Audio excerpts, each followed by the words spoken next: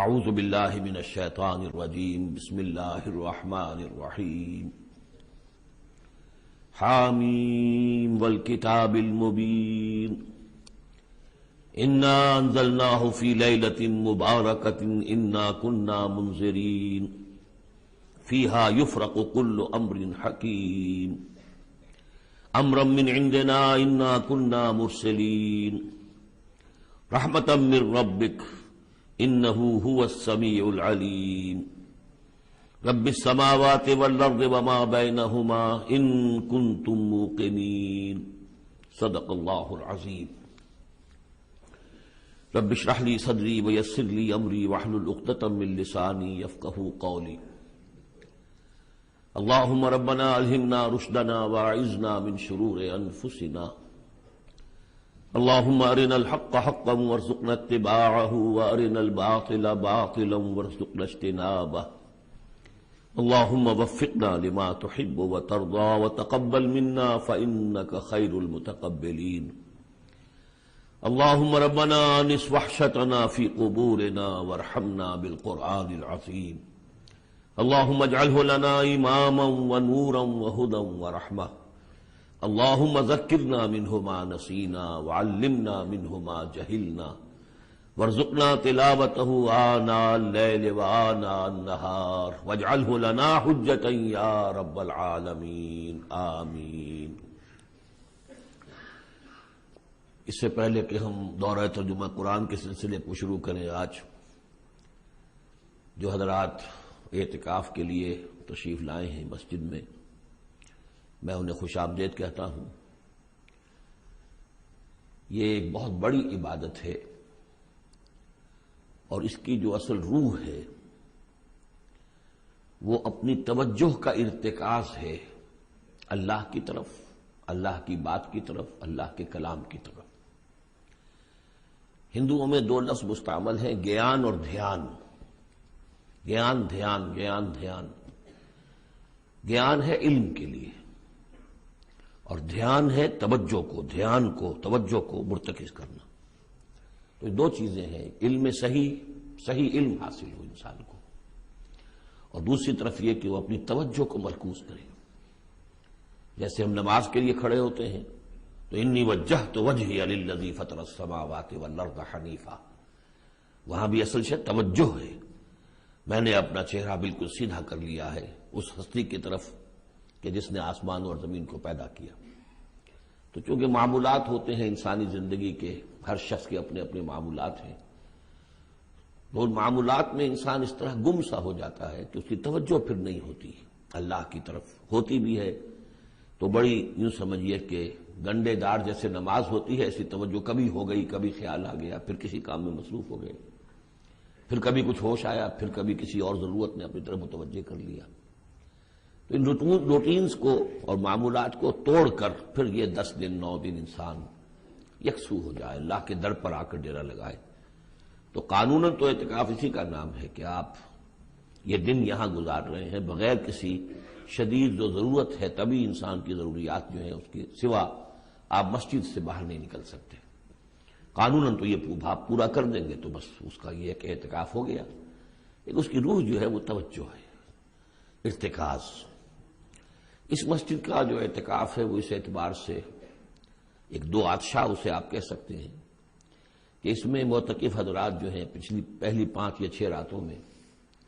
قرآن مجید کا 1/6 حصہ ترجمے کے ساتھ سنیں گے۔ یہ بات شاید کہیں اور کسی اور اعتکاف میں یہ میسر نہ ہو۔ تو اگرچہ قرآن حکیم کا یہ دورہ ترجمہ قرآن کا بڑا حصہ تو پورا ہو چکا، تقریباً 25ویں پارے کی آخری صورتیں ہیں جو آج ہم پڑھیں گے ابتدا میں، لیکن اس کے باوجود آپ سمجھ لیجئے آج ہی کے ہمارے سبق میں سورہ احقاف میں ایک ذکر آئے گا کہ کچھ جنات نے صرف 1 مرتبہ قرآن سنا حضور سے، اور اس کا نتیجہ یہ نکلا کہ وہ ایمان بھی لے آئے اور مبلغ بن گئے، داعی بن گئے۔ تو اگر آپ 5 دن تک قرآن سنیں گے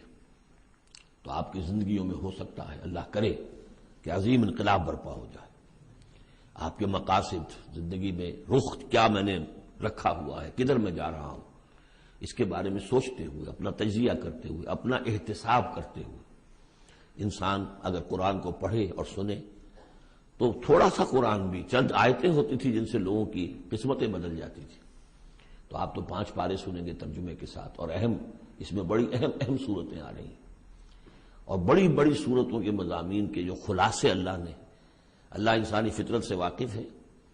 تو بعض لوگ ہوتے ہیں کہ جو زیادہ محنت کر سکتے ہیں، بعض چاہتے ہیں ذرا ہمیں خلاصے مل جائیں، بعض لوگ پوری کتابیں پڑھتے ہیں امتحان کے لیے اپنے، اور بعض جو ہے خلاصوں سے کام چلاتے ہیں۔ تو اللہ نے سب کے لیے رکھا ہے کہ بڑے بڑے اہم مضامین جو بڑی طویل مکی صورتوں میں آئے ہیں، مدنی صورتوں میں، ان کے خلاصے اللہ نے چھوٹی چھوٹی مدنی صورتوں کے اندر دے دیے ہیں۔ وہ حصہ ہمیں پڑھنا ہے، کل سے شروع ہو جائے گا انشاءاللہ۔ لیکن اس میں کہ نیت جو ہے اس کی تصحیح بہت ضروری ہے۔ نیت یہ ہے، کر لیجئے شعوری طور پر کہ ہمیں قرآن سننا ہے تو اس ارادے کے ساتھ سننا ہے کہ جو بات سمجھ میں آ جائے اور دل گواہی دے دے کہ یہ شخص جو ترجمہ کر رہا ہے یہ تصنع نہیں کر رہا ہے، تکلف نہیں کر رہا ہے، یہ خود اپنی طرف سے کچھ نہیں ملا رہا ہے، بلکہ واقعتاً جو اللہ کا کلام ہے اسی کو پیش کر رہا ہے، اور دل یہ گواہی دے دے کہ یہ حق ہے، صحیح ہے، تو پھر اس پر عمل پھر لازم ہے۔ پہلے سے فیصلہ کیا ہو کہ در مال حق ہے سودار، اب تم فیصلہ کر لو کہ جدھر حق مجھے موڑے گا میں مڑ جاؤں گا، یہ نہیں کہ اب پوری زندگی تو ادھر اس رخ پر گزری ہے، پوری زندگی تو میں اس کام میں لگا رہا ہوں، اب کیسے میں آخری وقت میں آ کر، یا یہ کہ میں نے تو فلاں رخ پر بڑی تیاری کی ہے، بڑی محنتیں صرف کی ہیں، اب میں کیسے اس کو چھوڑ دوں؟ نہیں، در مع الحق ہے سودار، حق جدھر مڑے تم مڑ جاؤ۔ یہ فیصلہ کر کے اگر سنیں گے تو میں سمجھتا ہوں کہ انقلاب عظیم بھی برپا ہو سکتا ہے، انسانی زندگی کا رخ بدل جاتا ہے۔ اس کے لیے یہ ہے کہ ذہنوں کو تیار کیجئے۔ جو باتیں واضح طور پر سمجھنے کی وہ یہ ہے کہ پہلے تو یہ معلوم ہو کہ ہمارا دین ہے کیا، آیا یہ صرف دوسرے مذاہب کی طرح ایک مذہب ہے یا کوئی دین پورا مکمل نظام زندگی ہے؟ وہ تو آج ہی انشاءاللہ ایک صورت سے حوالے سے آپ کی سمجھ میں بات آ جائے گی۔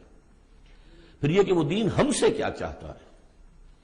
آیا نماز روزہ ہم نے کر دیا تو بس تقاضے پورے ہو گئے، یا یہ کہ اس کے علاوہ دین کا کوئی تقاضا ہے؟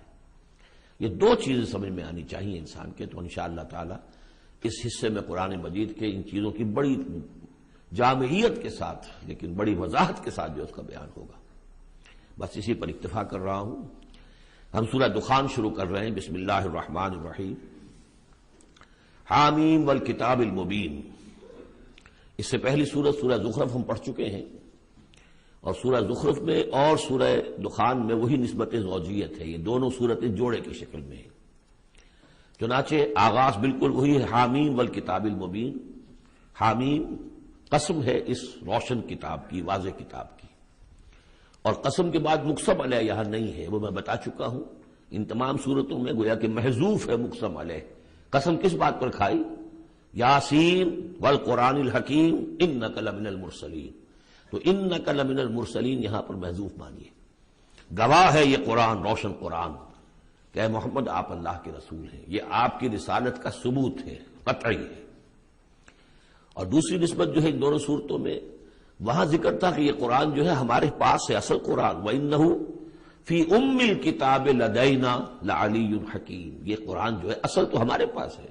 لوح محفوظ بھی اسے کہا گیا ہے آخری پارے میں، اور کتاب و مقدون بھی کہا گیا اسے سورہ واقعہ میں، یہاں ام الکتاب کہا گیا تھا، وہاں ہے اصل قرآن۔ اب وہاں سے اس کے نزول کا ذکر جو ہے وہ اس سورہ مبارکہ کے شروع میں ہو رہا ہے، تو گویا کہ مضامین کی یہ مشابہت ہے۔